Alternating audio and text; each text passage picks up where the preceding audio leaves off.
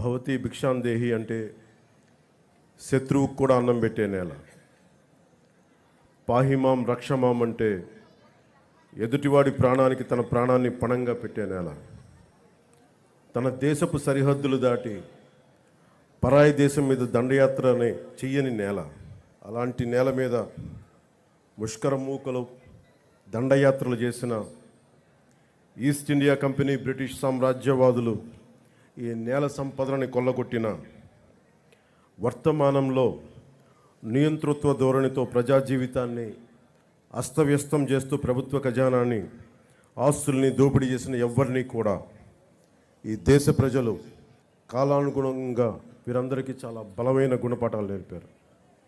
అలాంటి ధైర్య సాహసాలతో నిండి ఉన్న నా భారతదేశ ప్రజలకి, నా అన్నదమ్ములకి, నా అక్క చెల్లెళ్ళకి, పెద్దలకి, పిన్నలకి, మహిళలకి, మబ్బుల్లో పరిగెత్తే పిడుగుల్లాంటి యువతి యువకులకి 78వ స్వాతంత్ర దినోత్సవ శుభాకాంక్షలు. ఈ